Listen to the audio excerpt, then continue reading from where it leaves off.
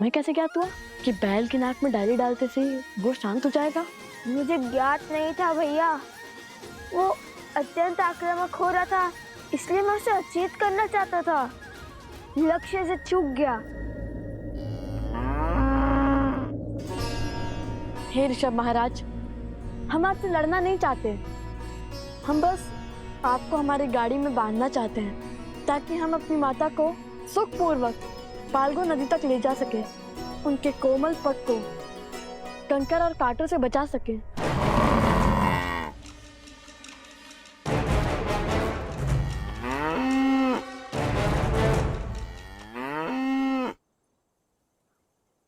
भैया लगता है मान गया। अब एक कार्य करता है, जैसे माता आश्रम में सारी गायों के सींग पर मोली धागा बांधती है, हम भी इसके सींगों पर मोली धागा बांध देते हैं। तो ठीक है।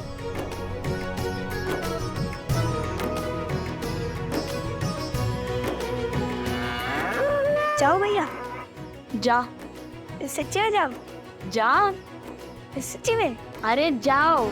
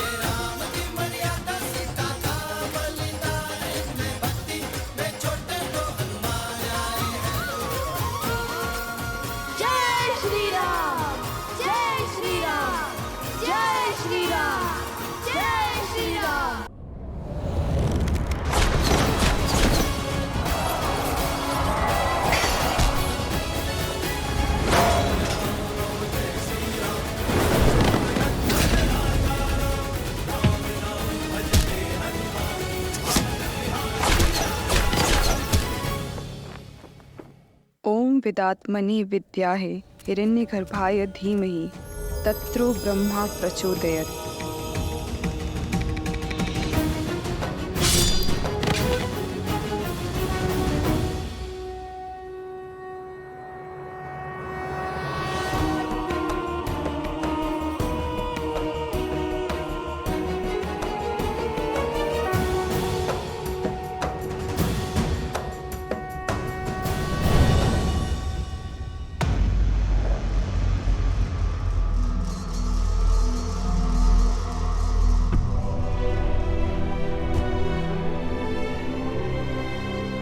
सेनापति, आंखें खोल बहन।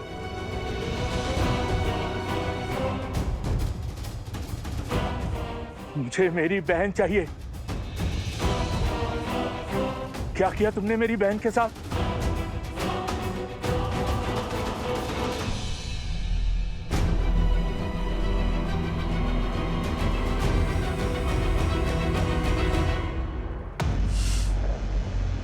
बालकों को नहीं मार पाया वृषभासुर। भैया अब हमारी बैलगाड़ी सज्ज है। अब माता को कोई कष्ट नहीं होगा।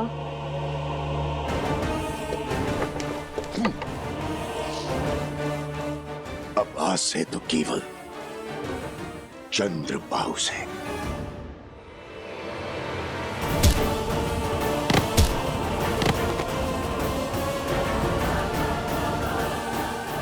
आज पिताश्री को मुझ पर कितना गर्व होगा। मैं शीघ्र ही राम की मृत्यु का शुभ समाचार दूंगा।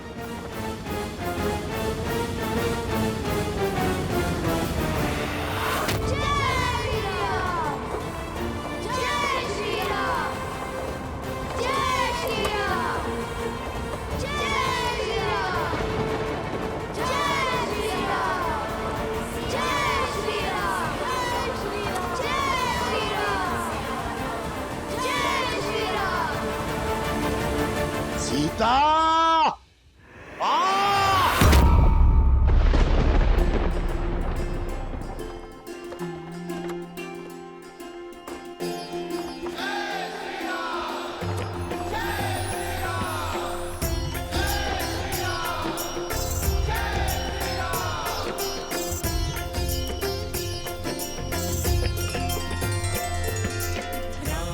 अयोध्या की ध्वजा है। लगता है ऋषियों का कोई समूह उस पावन धरा में प्रवेश करने वाला है। आप कभी गई हैं वहां? बहुत सुना है धर्म की इस नगरी के बारे में। वहां के सुंदर सुंदर वन उद्यान, कल कल बहती सरयू नदी, इक्ष्वाकु वंशजों की बड़ी बड़ी प्रतिमाएं और राजा राम का सुंदर महल।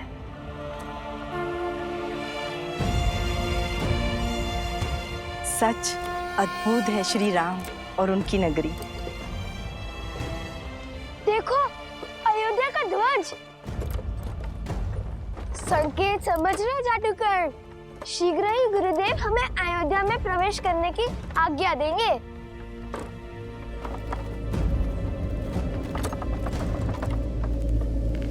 लगता है वातावरण बिगड़ने वाला है।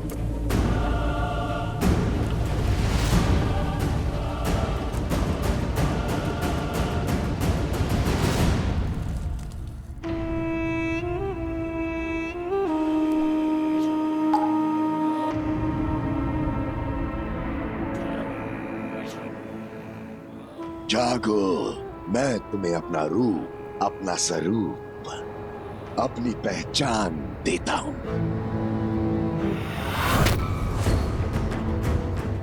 अपने महाराज को मेरा संदेश दो।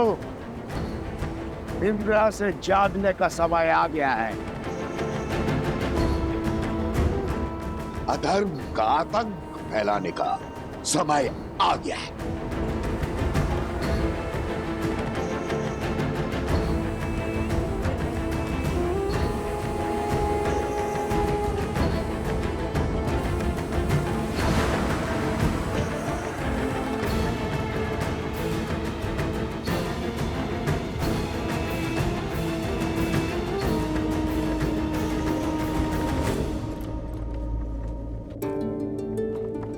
ध्यान से सुनो, शीघ्र ही हम गांव में प्रवेश करने वाले हैं। जब तक माता फाल्गु नदी में तप कर रही हैं, क्यों ना तब तक हम थोड़ा भ्रमण कर ले, सुंदर सुंदर घर, उपवन, मंदिर आदि देख ले, लड्डू पेड़े खा ले। क्यों, कैसा विचार है? यह विचार तो बहुत अच्छा है, किंतु मेरे मन में एक विचार और आ रहा है। एक बात बताओ, सच में ये ऋषभ उतना भव्य है जितना तुमने कहा था? लगता तो बड़ा शांत है, इतना भयंकर था वो, तो तुमने पकड़ा कैसे? क्या कहा तुमने? कुश ने इस बैल को पकड़ा?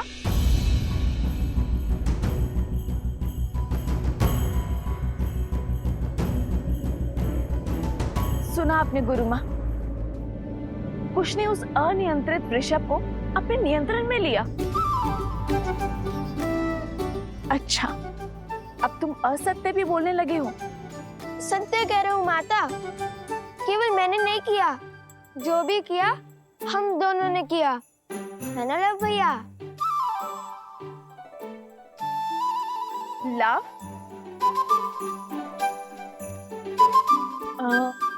क्या हुआ माता? मुख बंद नहीं रख सकते थे? क्षमा कर दीजिए भैया, वो मित्र पूछ रहे थे तो मैंने बता दिया।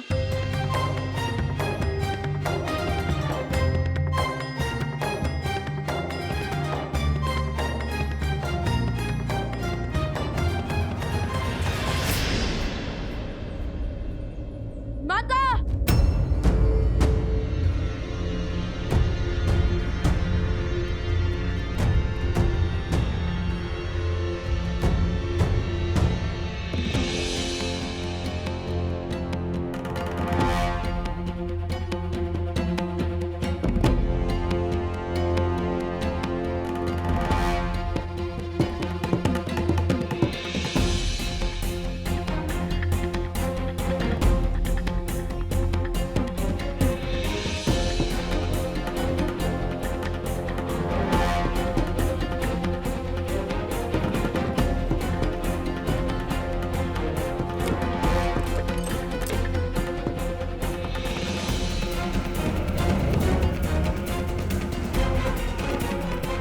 यहाँ तो ना घर बचा, ना मंदिर, ना लड्डू।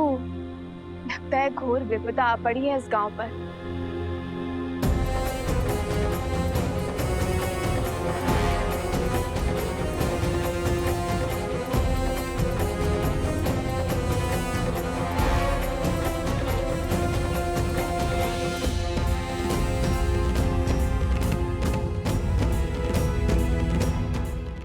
गुजरा हुआ है माता। परंतु वो देखो उत्तर की ओर, वहाँ अभी भी एक वृक्ष है, घना वट वृक्ष।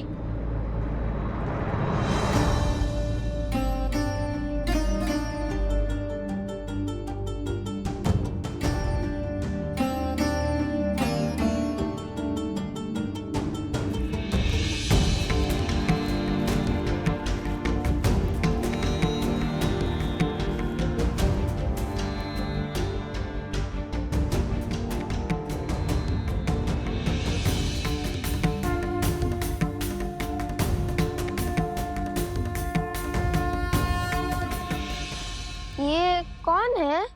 हमारे रक्षक हैं ये ना होते तो उस दुष्ट ने सारी सृष्टि को दूषित कर दिया होता।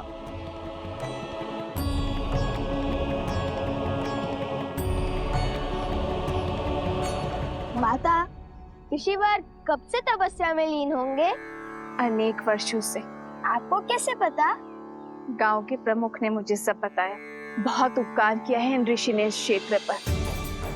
इनके तपोबल से ही ये केवल एक वृक्ष जीवित रह पाया है, अन्यथा आसपास का सभी क्षेत्र विष से पीड़ित होकर रिक्त हो चुके हैं। और जो बचे उनको कोसों दूर चलकर जाना पड़ता है शुद्ध जल लाने के लिए। अपने पूर्वजों के द्वारा बसाई धारा को छोड़ना सरल कहाँ होता है। ये क्षेत्र श्रापित है, अब तप कैसे होगा? श्रापित स्थान पर तप संकट को न्योता देने के समान है। क्या था श्राप? अधर्म का श्राप। जल इस संसार का सबसे शुद्ध तत्व है। जल को पीकर हम भीतर से और उसी से स्नान कर कर हम बाहर से शुद्ध होते हैं। वैसे ही प्रकृति में फैला पाप जल से ही शुद्ध होता है। किंतु जब पाप अपनी सीमा लांघ देता है तो वो मानव की दृष्टि से बच निकलता है और तब सबसे पहले जल ही अशुद्ध होता है। पाप को रोकने के लिए पापियों का संहार करना ही होगा। बताइए, कौन है वो दुष्ट? भिन्न भिन्न असुर के कुल और उनका नायक ऋषि असुरी के तपोबल ने उसे यहाँ नदी के नीचे बांधा है ताकि उसका प्रकोप इस क्षेत्र तक ही सीमित रहे। किंतु उसके यहाँ बनने के कारण उसने इस भूमि और यहाँ के जल को भी विषैला कर दिया है। अब उस पापी का अंत ही इस क्षेत्र के पाप का अंत करेगा। इतने वर्षों में उस असुर ने इस नदी में अपनी सत्ता स्थापित कर दी है। इस नदी तल में अपना महल तक बना दिया है। वो असुर जल में मक्र है और तल में मनुष्य मकरासुर।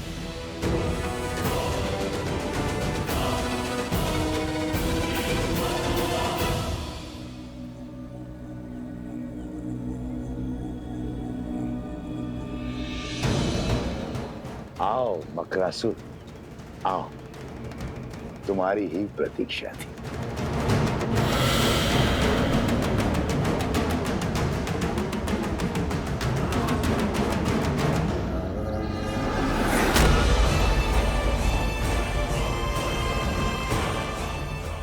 बहुत सुना है तुम्हारे बारे में सहस्त्रमुख रावण, किंतु मुझे तुम्हारी शक्ति और युक्ति में कोई रुचि नहीं है। मैं यहाँ केवल तुम्हारे रक्त का मान रखने के लिए आया हूँ।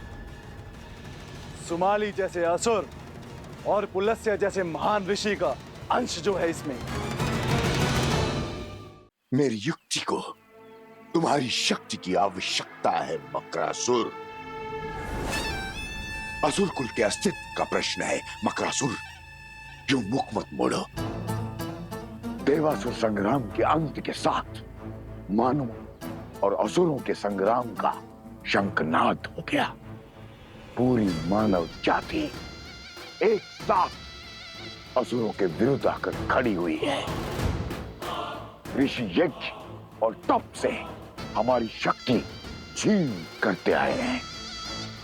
ऋषि साधारण मनुष्यों के सहायक बन बैठे हैं और मनुष्य ऋषियों के संरक्षक। जल के बाहर जो भी हो, मुझे उससे क्या।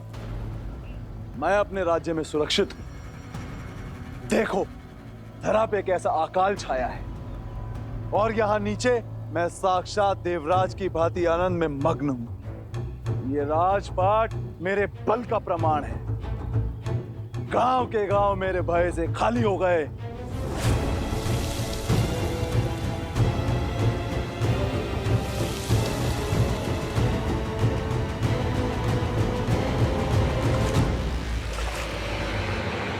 क्या हुआ मकरासुर?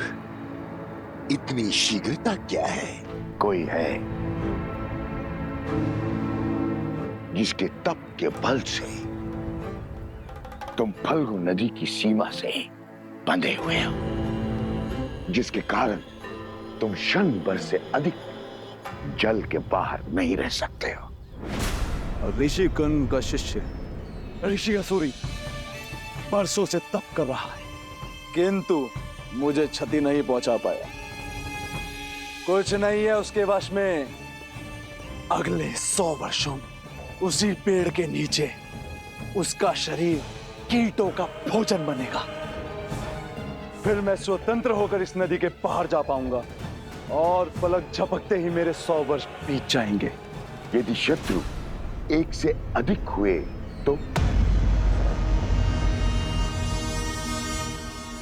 और 100 वर्ष यदि अनंत काल में परिवर्तित हो गए तो? किसकी बात कर रहे हो? कौन है वो?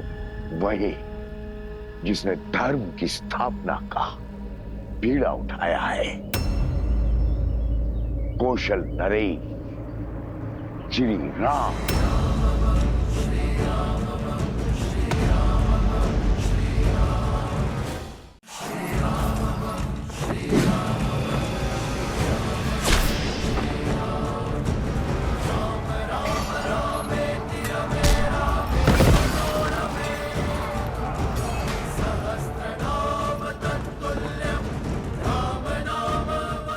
यही क्या वीर चंद्रबाहु का अंत हुआ? ओम विदात्मनि विद्याहे हिरण्यगर्भाय धीमहि तत्रो ब्रह्मा प्रचोदयत्। ओम विदात्मनि विद्याहे हिरण्यगर्भाय धीमहि तत्रो ब्रह्मा प्रचोदयत्।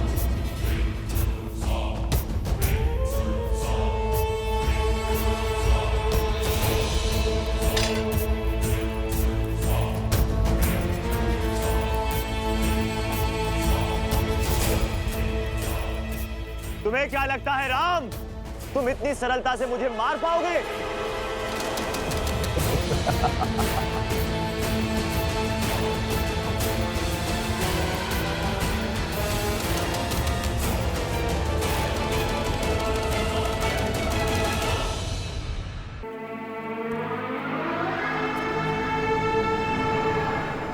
अयोध्या का महाराज वही जिसके कारण असुर कुल अंत पर पहुंच चुका है। उसका नगर ऋषियों की रक्षा का गढ़ बन चुका है और अब तो उसके पुत्र भी असुरों के विनाश का बीड़ा उठा रहे हैं। ऋषि मनुष्यों के साथ मिलकर हमारे असुरों के अंत में भागीदार बन रहे हैं। मार डालो उन बालकों को। वचन देता हूं, राम को मारने की युक्ति भी आरंभ कर दूंगा।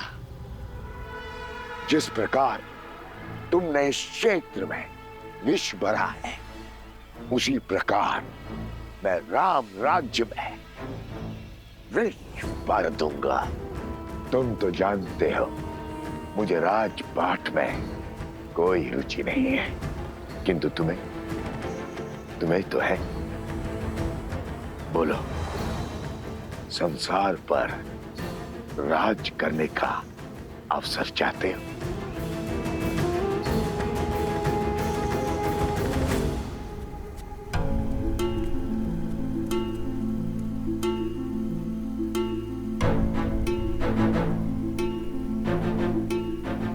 भगवान वाल्मीकि ने हमें यहाँ अकारण नहीं भेजा है। मैं यहाँ अपने मन की शांति खोजने आई थी, किंतु मिली यहाँ के गांव वालों के कष्टों की अशांति।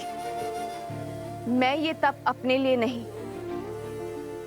गांव वालों के उत्थान के लिए करूंगी। और आशा करती हूँ कि मेरा ये तप मकरासुर और उसके असुर के अंत का मार्ग प्रशस्त करे, फाल्गु नदी को उसकी पवित्रता और शुद्धता लौटाएगी। परंतु देवी, असुर आपको रोकने के लिए वार अवश्य करेंगे। हाँ वन देवी, हमें ऋषि असुरी के समीप ही रहना चाहिए। वो असुर ऋषि की सहायता के लिए आए हैं। जब ऋषि ही नहीं बचेगा तो किसकी सहायता करेंगे? और किसी में इतना तपोबल नहीं जो मुझे मार सके। एक बार असुरी मार्ग से हटा, फिर मैं स्वतंत्र हूं। किंतु मेरी सेना को थल पर तुम्हारी आवश्यकता होगी। मेरे रक्त की बूंदें अपने कार्य में लग चुकी है मकरासुर। तुम्हारी सेना के पास मेरी माया का बल है। अब वो धरा पर अपना आतंक फैला सकते हैं।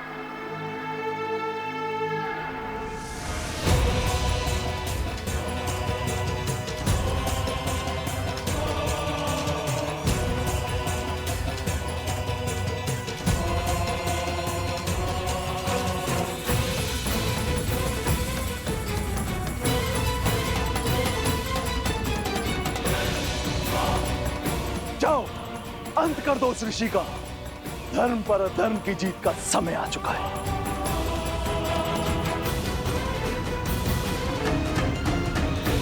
तुम्हें क्या लगता है राम, तुम इतनी सरलता से मुझे मार पाओगे?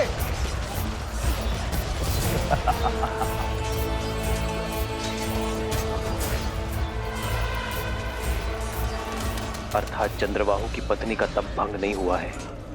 अब तक तो अंगद को कार्य समाप्त कर देना चाहिए था।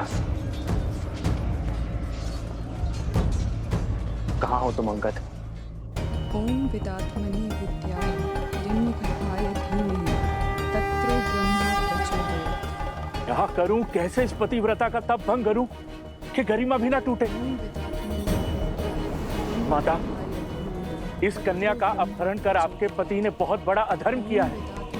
उसे बचाने का नहीं, प्रभु श्री राम के हाथों मुक्ति दिलाने का प्रयास कीजिए। ओम विदात्मनि विद्याय हिरण्यगर्भाय धीमहि तत्रो ब्रह्मा प्रचोदयात्। ओम विदात्मनि विद्याय। मंत्र पढ़ना बंद कीजिए, अन्यथा ओम विदात्मनि हिरण्यगर्भाय धीमहि तत्रो ब्रह्मा प्रचोदयात्। ओम विदात्मनि विद्याय। यदि आप ना रुकी तो अगला बार धरा पर नहीं होगा।